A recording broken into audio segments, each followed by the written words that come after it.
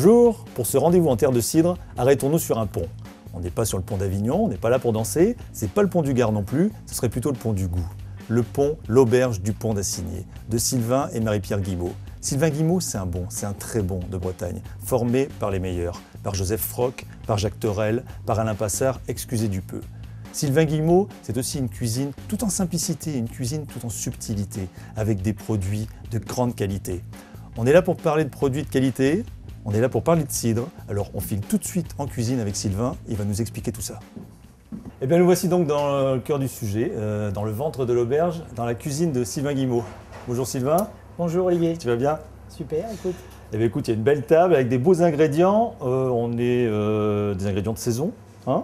Tu peux nous les détailler? C'est l'automne, hein. On a les cocos de Paimpol, pommes rainettes, betteraves, du sucre parce qu'on va être sur un dessert, de l'amande fraîche, un citron vert, et du jardin, hein, très odorante, ouais, très odorant. naturellement.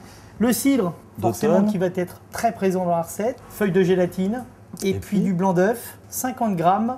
L'intitulé? Oui. Alors on va appeler ça écume de cidre et coco de Paimpol confit. On peut cuisiner, ici en tout cas, on cuisine le cidre, pas franchement de façon traditionnelle. Ce que j'aime par-dessus tout, c'est où travailler complètement le produit et véritablement faire en sorte qu'on en tire une quintessence, ou alors à l'inverse de le laisser le plus simplement du monde et le proposer, comme ça m'arrive régulièrement, en accompagnement d'un plat, en accompagnement d'un dessert.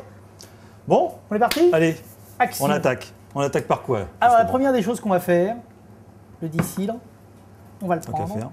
Pour cette recette, on prend un cidre à température ambiante. L'idée, véritablement, c'est de porter à température ce cidre qui, comme on le sait, il est très frais, il est très doux, il est très parfumé. Et ce qu'on va surtout pas chercher, c'est à le faire bouillir en permanence, ce qui aurait tendance à altérer naturellement le goût du produit. Là, on a environ 700 grammes, à peu près 7 décilitres du produit. Ce que l'on va faire derrière, on a nos cocos de Paimpol. On a l'impression d'avoir en fait comme une amande à l'intérieur quand on retire comme ça cette peau. Assez simplement, tu vois, on retire, voilà. Ça nous fait deux morceaux de fèves. J'en mets 50 grammes. Je vais prendre une betterave, je l'épluche. Betterave crue, on en met environ 10 grammes de cette betterave. Coco et betterave, je vais verser mon cidre, environ 300 grammes. D'accord. Donc là, Sylvain, on est sur un cidre d'automne qui titre à un peu plus de 2 degrés d'alcool. Classiquement, l'idée veut qu'on cuisine des desserts avec du doux, des poissons avec du demi-sec, de la viande avec un cidre brut. Est-ce que... Ça pourrait être vrai. Cidre doux, extraordinaire pour faire ce type de préparation, mais on peut très bien aussi utiliser un cidre un peu plus brut. Et là, pour ne pas avoir d'évaporation, on utilise le couvercle. On va le cuire pendant environ 40 minutes. Ah oui.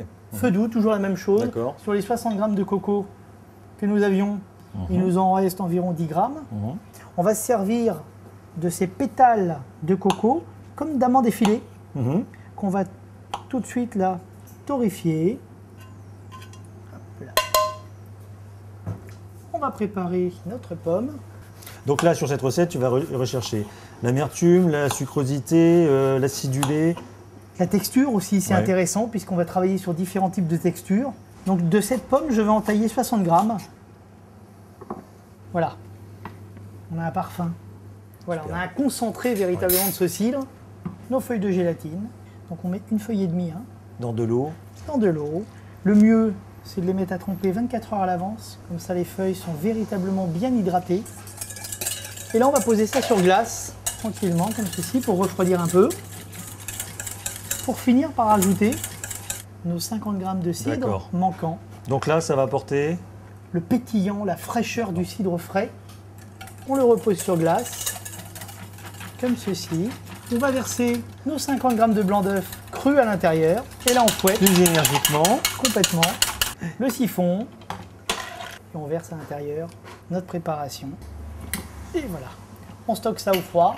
Il n'y a aucun problème. Ça, on peut le garder. Alors là, pour le coup, 2 jours sans aucun problème, il n'y a aucun souci. Au frigo, 1 heure environ. Sur la fin de notre recette, comme tu le vois, le cidre est réduit. Les cocos, eux, sont véritablement confits par ce sirop. On va reprendre à l'intérieur nos 60 grammes de pommes. On mélange l'ensemble. De la fraîcheur avec nos feuilles de menthe, taillées très finement, dans le sens inverse de la feuille, pour que la mastication, la fraîcheur de la menthe ressorte. Voilà, zeste de citron vert, le côté un peu agrume qui va rappeler cette acidité, cet acidulé plus exactement. Voilà, donc on est sur la finalité de la recette, le dressage. Dans le vif du sujet. Donc, nos cocos.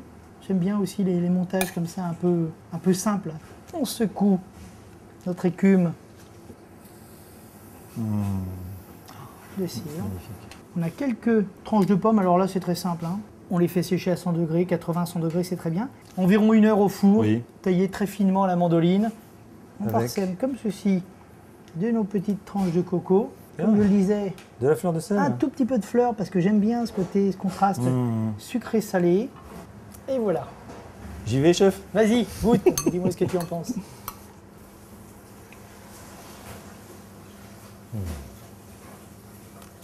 Super. C'est bien équilibré. Tu sens le croquant, acidulé, le croquant. Ça m'a permis, moi, d'aller loin avec des produits plutôt simples et de saison. C'est agréable. Bon, super. Bah, écoute, je te remercie. Merci beaucoup. Sylvain, à bientôt. À bientôt. Et moi, je me prends un petit coup de cidre. Yermat.